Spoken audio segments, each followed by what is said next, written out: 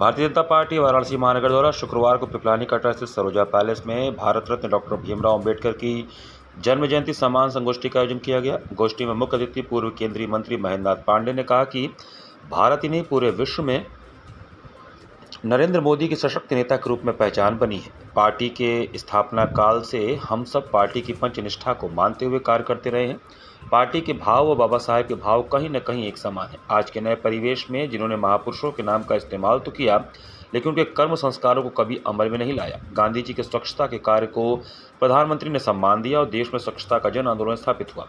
सरदार पटेल के योगदान को कांग्रेस ने भुला दिया। पीएम मोदी ने स्टैच्यू ऑफ यूनिटी का निर्माण कर सरदार पटेल को सम्मान देने का कार्य किया। दिल्ली में राजपथ को कर्तव्य पथ के रूप में स्थापित कर नेताजी सुभाष चंद्र की प्रतिमा स्थापित की।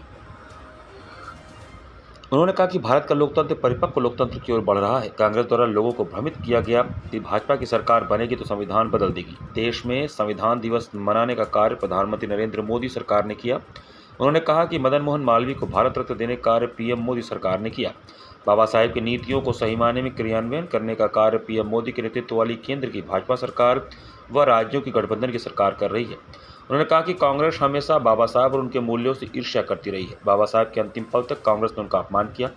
उनका अंतिम संस्कार दिल्ली में नहीं होने दिया और न ही समाधि स्थल बनाने दिया। उन्होंने कहा कि इतना ही नहीं, उनके पार्थिव शरीर का उनके घर तक पहुंचने तक का हवाई किराया भी वसूल करने का पाप किया है, जिसे देश भूल नहीं सकता और न ही देश की जनता भूल सकती है। इसके अलावा बाबा साहब को लोकसभा के चुनाव में हरवाने की साजिश रची और संविधान सभा की सदस्यता में अड़चन डाली।